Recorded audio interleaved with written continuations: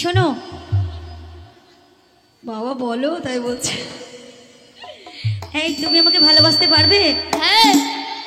আমি ভেবেছি স্বামীর ভাত খাবো না, তো তুমি আমাকে ভাত দেবে? হ্যাঁ। যা এই লবণে তো একটা মিষ্টি পেলাম না গো, নারকোল নাড়ু কেউ তো কিছুই দিল না। কালকে দেবে মাংস ভাত খেয়েছি কিন্তু মিষ্টি পাইনি, তোমাদের বান্ধবীরা তো কেউ খোঁজই নিচ্ছে না, তো তুমি দেবে না এনে?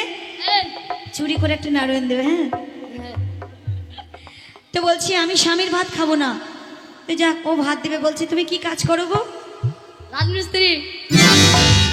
এই বাবা এ সত্যি কাজ করে?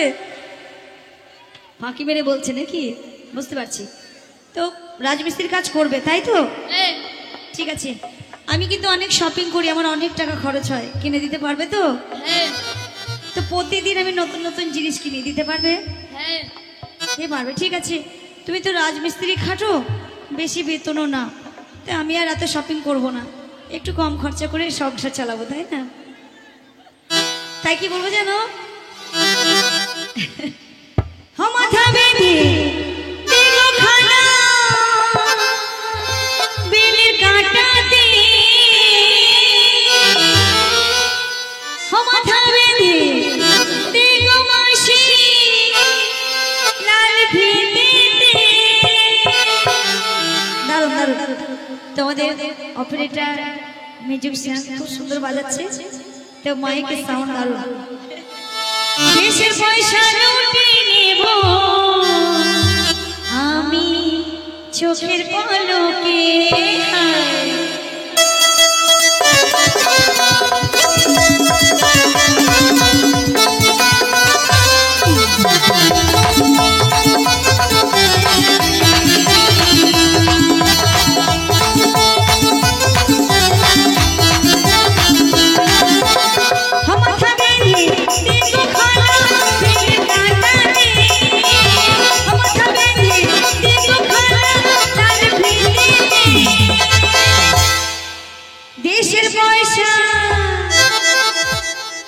দেশের পয়সা লুটে নেব আমি চোখের পলকে, দেশের পয়সা লুটে নেব চোখের পলকে।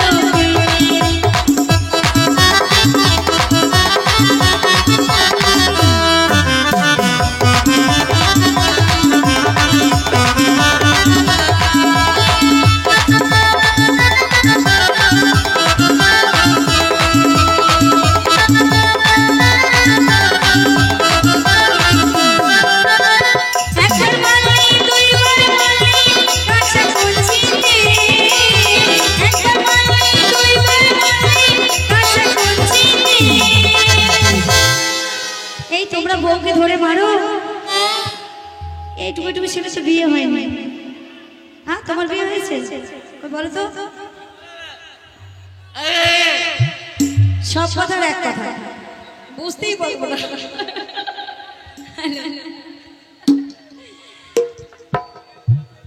একবার মারলে দুইবার মারলে কাছে করছি, একবার মারলে দুইবার মারলে কাছে করছি, এবার মারলে নালিশ করব বড় বাবুকে, এবার মারলে নালিশ করব দারোগার কাছে।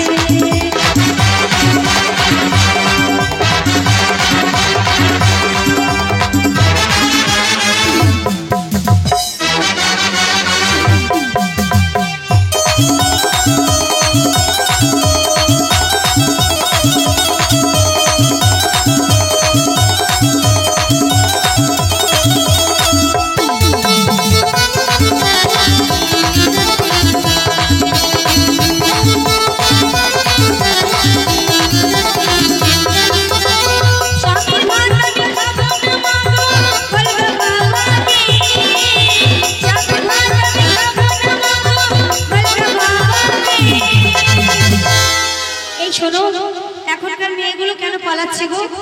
স্বামী ছেড়ে কেন পালাচ্ছে বলো তো?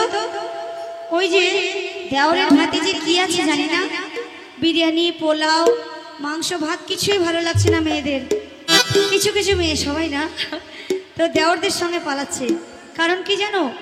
একটা জিনিসে খুব মজা লেগে গেছে, তাই তো মেয়েরা থাকছে না, কিছু কিছু মেয়েরা তাই কি বলছে জানো, স্বামীর ভাত আমি খাবো না মাগো বলগা বাবাকে, স্বামীর ভাত আমি খাবো না মাগো বলগা বাবাকে, দেওরের ভাতে কি কি আছে, দেওরের ভাতে কি আছে